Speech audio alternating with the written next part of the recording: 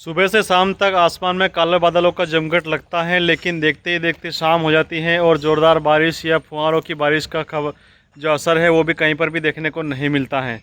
इसी कारण से मध्य प्रदेश के किसानों में कहीं ना कहीं बड़ी निराशा देखने को मिल रही है और ये स्थिति केवल मध्य प्रदेश ही नहीं, भारत के सभी राज्यों में देखने को मिल रही है। उसका मुख्य कारण यही है कि स्ट्रॉन्ग सिस्टम कहीं पर भी सक्रिय नहीं होने की वजह से इस प्रकार की विपरीत परिस्थितियों का सामना किसानों को करना पड़ रहा है। अब आने वाले समय में खेती बाड़ी किस प्रकार से हो सकेगी और क्या स्थिति रहने वाली है, आने वाले समय में बारिश कब होगी, आज मौसम कैसा रहेगा, तमाम जानकारी इस वीडियो के माध्यम से आज आपको मिलने वाली है। किसान साथियों, आप सभी से आग्रह करना चाहूँगा, चैनल पर अगर पहली बार आए तो चैनल को सब्सक्राइब अवश्य कर लीजिएगा। चलिए शुरुआत करते हैं। मैं हूँ आपका शुभचिंतक नानालाल बंबोरिया और रिसर्च के बाद पता चला है कि जिस प्रकार से जो यहाँ पर 8 अगस्त को मध्य प्रदेश के कुछ क्षेत्रों में बारिश की संभावना बन रही थी, जो कि जो सिस्टम ये झांसी के आसपास में और लखनऊ के आसपास में बन रहा था, वह भी कहीं ना कहीं मध्य प्रदेश में एंट्री करने से घबरा रहा है। जी हाँ, ये महत्वपूर्ण जानकारी इस वीडियो के माध्यम से आज आपको मिलने वाली है। 7 तारीख को शाम के समय में जो यहाँ पर जो चक्रवात बनेगा, जो मानसूनी सिस्टम यहाँ पर बनेगा, वो कहीं ना कहीं राजस्थान के कोटा, लखनऊ, प्रयागराज और झांसी इन क्षेत्रों में होते हुए आगरा की तरफ डाइवर्ट होता हुआ कोटा की तरफ, जयपुर की तरफ जाता हुआ नज़र आ रहा है।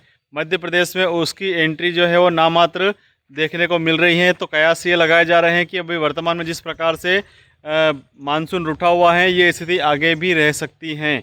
जी हाँ, चिंता की बात है। आने वाली 10 तारीख के पहले मध्य प्रदेश में ज़ोरदार बारिश का कोई भी सिस्टम यहाँ पर सक्रिय होता हुआ नज़र नहीं आ रहा है। और केवल आप देखेंगे मध्य प्रदेश में केवल उज्जैन ही एक ऐसा शहर था जहाँ पर बीते दिन में मंगलवार को आपको हल्की फुल्की बारिश का दौर देखने को मिला था। इसके अलावा कहीं पर भी बारिश की खबरें देखने को नहीं मिल रही हैं। किसानों में निश्चित तौर पर बड़ी मात्रा में यहाँ पर निराशा की स्थिति बनी हुई है। हालांकि सोयाबीन की फसल में अभी वर्तमान में पानी की 4-5 दिन तक और आवश्यकता नहीं है। किसान खेतीबाड़ी के कार्य में जुटे हुए हैं, लेकिन अन्य औषधीय फसलें और इसके साथ में कई प्रकार की अन्य फसलें भी यहाँ पर किसानों के द्वारा बोई गई थी, जिनमें निश्चित तौर पर पानी की आवश्यकता महसूस की जा रही है।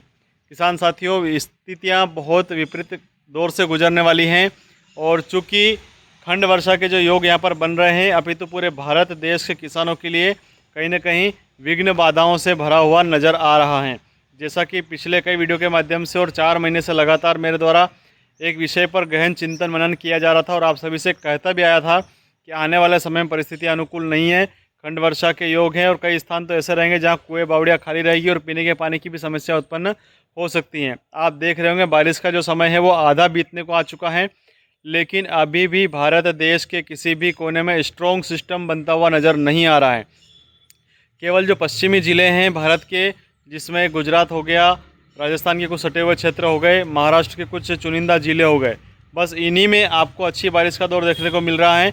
और इसके साथ जो पहाड़ी एरिया की अगर हम बात करते हैं तो उसमें उत्तराखंड, उत्तर प्रदेश और इन क्षेत्रों में आपको हल्की बारिश का दौर देखने को मिल रहा है। चूँकि स्ट्रॉन्ग सिस्टम नहीं होने की वजह से भारत देश के सभी राज्यों में बारिश की दरकार है और किसानों के माथे पर कहीं ना कहीं चिंता की लकीरें साफ तौर पर देखी जा सकती हैं। किसान साथियों, बंगाल की खाड़ी से जो सिस्टम सक्रिय होता है वो पश्चिमी क्षेत्र से जो तेज़ हवाओं का वेग चलता है उसको निश्चित तौर पर तोड़ते हुए सीधा उत्तराखंड की तरफ डाइवर्ट कर देता है।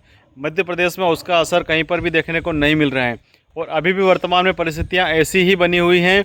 बंगाल की खाड़ी से जो भी कोई सिस्टम सक्रिय होता है और पश्चिमी क्षेत्र से जो तेज़ हवा चलती है, निश्चित तौर पर प्रयागराज, छत्तीसगढ़ और नागपुर के आसपास में उसकी फाइटिंग होती है। लेकिन जो तेज़ हवाएं हैं उसका जो असर है वो प्रभावी होने की वजह से मानसून बन नहीं पाता और धीरे धीरे होकर के निरस्त हो जाता है। अभी बीच में 4 तारीख को भी बारिश होना थी, 5 को भी होना थी, हल्की बारिश 6-7 को भी होना थी, लेकिन कहीं पर भी बारिश नहीं हुई है। उसका मुख्य कारण यही है कि लोकल सिस्टम सपोर्ट कहीं पर भी एक्टिव नहीं हुआ है और ना ही नमीदार हवाओं का जो वेग है कहीं से देखने को मिला है। इस स्थिति में आने वाले समय में चिंताजनक स्थितियां और ज़्यादा बन सकती हैं। जो 8 तारीख को बारिश की जो संभावनाएं बनती हुई नज़र आ रही थी वो निश्चित तौर पर 10 तारीख के आसपास में डाइवर्ट होती हुई नज़र आ रही हैं।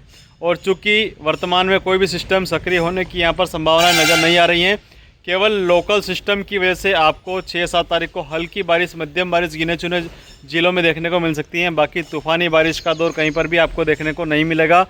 ना नदी नाले उफान पर आने जैसी स्थिति है, ना कुओं का वाटर लेवल बढ़ने जैसी स्थिति है। निश्चित तौर पर आने वाले समय में हमें बेहद सावधान रहने की आवश्यकता है।